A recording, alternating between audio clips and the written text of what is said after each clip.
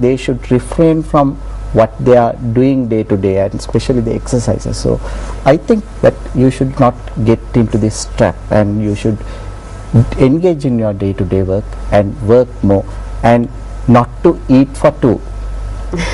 So that is what that is a common misconception. Yes, misconception, that they think that they should eat for two. So you need certain things in extra, but that is not really eating for two. Yes. But eat plenty of good food, I guess. And water. And water. Plenty of water. Said, plenty of water. Dr. Lanroll, there is a, I wouldn't say myth, but there is so much of argument. It's very arguable to say that a natural birth is preferred over a cesarean operation. What do you really think about this, and what is your exact opinion on this? Because I know so many mothers tend to go for the Caesar operation because they're simply scared. What would you say to our audience right now to soothe their fears in going for natural birth? Natural birth means delivery of a baby through her vagina.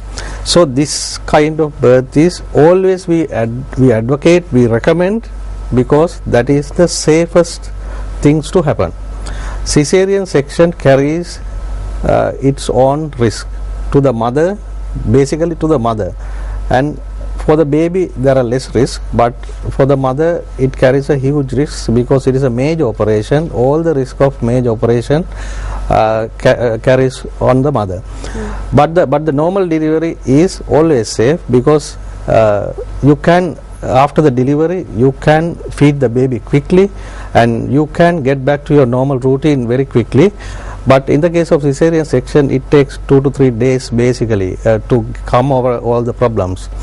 But to have a normal delivery, a mother has to be prepared right from the beginning, physically and mentally.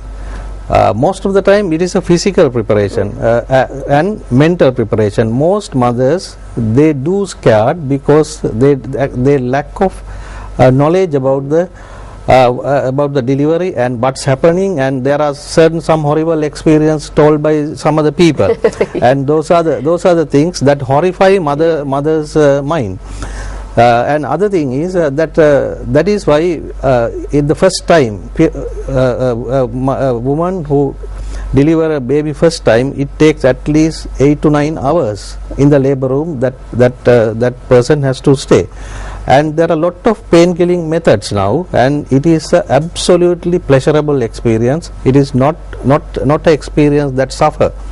And we have to clearly actually we have to clearly tell to this audience about this. So I always recommend, and it is the opinion of the medical fraternity, is to have a normal vaginal delivery. That is much safer. But having said that, there are certain instances we can't go on that, and then we have to advocate a cesarean delivery for the benefit of the mother as well as the baby. Can you tell us what sort of instances are we talking about there? Suddenly we planned for a normal delivery, and then we found baby's heart is not heart is going down. In that case, we'll have to do a very urgent delivery, and in that case, cesarean section is the choice.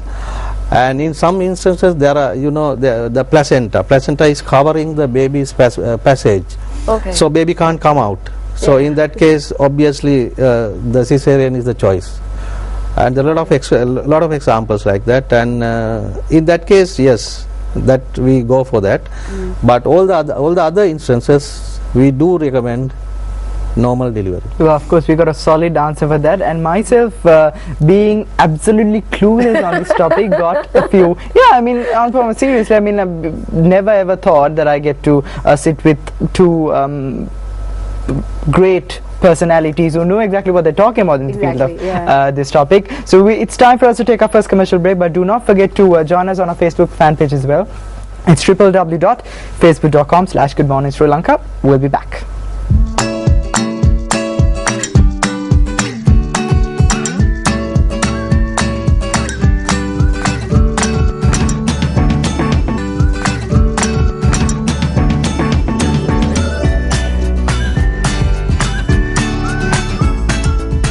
Welcome back to Good Good morning, Sri Lanka. We've been talking to two veteran obstetricians. We finally got the word right. Yes. Two consultants over here. We are very privileged to have you once again. We should tell you that, doctors. Yes, and we're still talking about pregnancy and the complications of pregnancy and also having faith about pregnancy. I'm not scared anymore, Banu.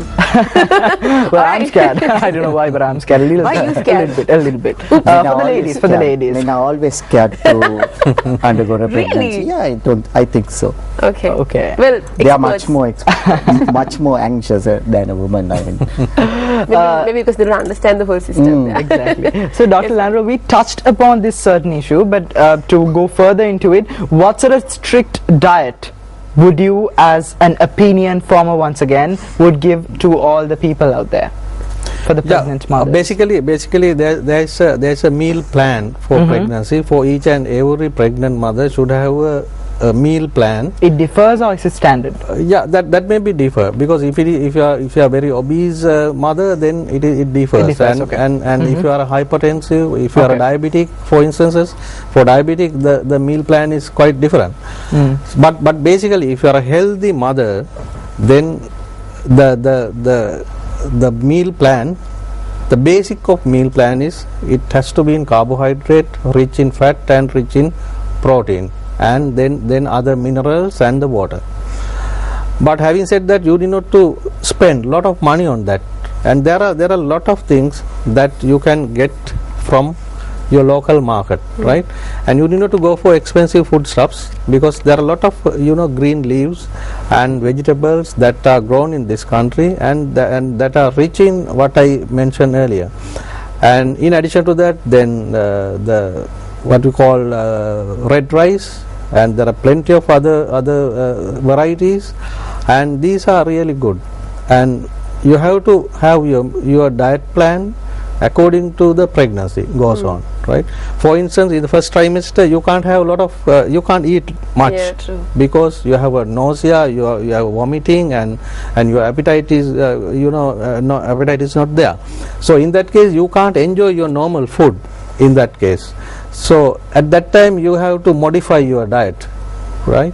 Because in the first 3 months, especially during this vomiting period, and what you eat today is you can't eat tomorrow, right? And when you see that, you will start vomiting, and that is the kind of feeling you are getting, right?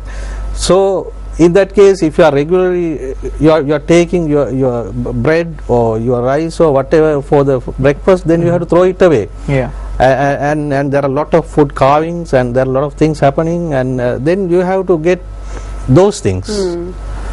But we, as doctors, we recommend not to take any artificial foodstuffs and stick to the nature, and not to eat raw foods, because these raw foods contain a lot of bacteria, especially during the first 3 months. If you eat these things, what is going to happen is these bacteria can go into the system, and that can cause some structural problems in the babies. Okay. Right? So we always recommend the food stuff that has to be cooked properly, not to have raw foods. Okay. But basically you can go for the cravings. That's what I got out of it. Alright, another important question that I really, I mean, I'm sure that a lot of ladies out there are pretty worried about this. How do pregnant women properly deal with morning sickness? well, for this there's a psychological component as well. We being a hot country, we tend to sweat. Even sometimes the smell of sweat being sticky, that may bring out the vomiting. So the first advice that we give is to be clean. Yes, have a bath early morning, don't wait till the midday, and have a fresh set of clothes. And again in the afternoon have a wash and change the clothes. And again, as Dr. Lanarol said, cooking itself may bring out a bout of vomiting, because you don't feel that smell may not be very appetizing. And then we ask them to, that this is a good time, ask your mother-in-law to cook something for you and be her guest. And Baru. and the only thing that I want to tell is the morning sickness sometimes may be the beginning of a really a problem, Yeah. because the like diseases like hepatitis, that may be the first thing that you get when you are having a problem, the vomiting. Okay. So rather than if you can't really cope up with it, then you should see a doctor. Otherwise, simple measures: eat whatever you can, drink if you can, try to have a if you can't tolerate one thing today, have a test or try something else tomorrow. So it is a little bit of a difficult time, Yeah, it but is. we don't really recommend them to have any medications unless if it is really picking on you. Okay. Well, this is another question that is quite relevant to what we were talking about. So many pregnant mothers you see in the public transport systems, you see they're getting Yeah. pumped up and getting squashed in public transport, especially in the buses when you go in the evenings And in the the mornings. tri-shows. Exactly. And especially in the buses, and you feel really, really bad. And there are seats specifically designed for Yes. them. But do you kind of recommend pregnant mothers to use public transport or travel by any means? How do you see that?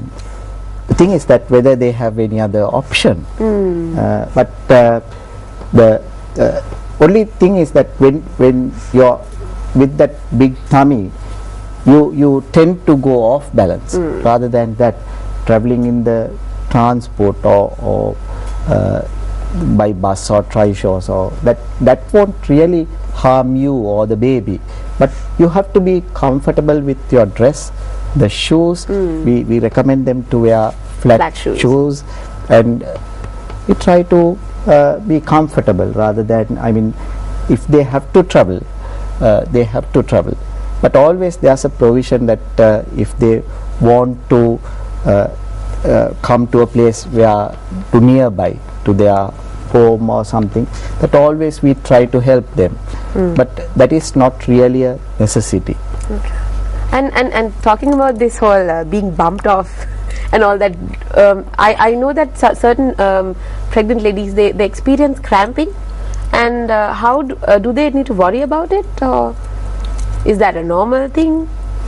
No, cramping you will get with it is a part and parcel of Okay. pregnancy, normal pregnancy. It doesn't depend on whether you're moving around or anything like that? No relation on that. But the thing is this, all this cramping can be avoided if you are doing your regular exercises, because if your muscle tone is it is lax, then you are supposed to get these cramps too frequently.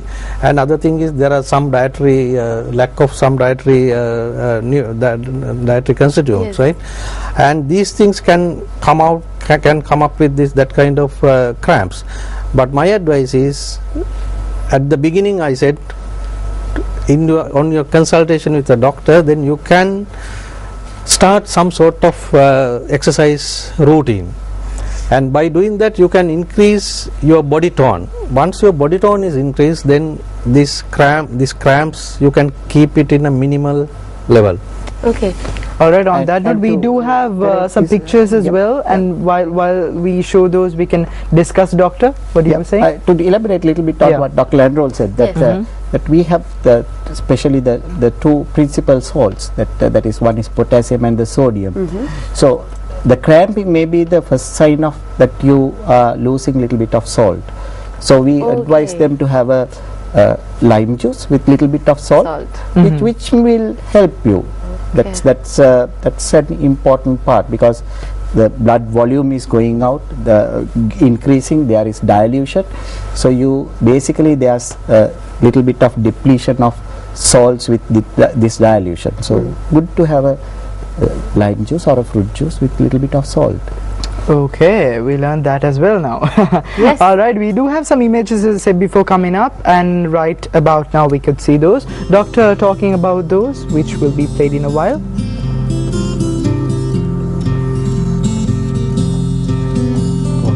Doctor, you can Yep, this elaborate, is how the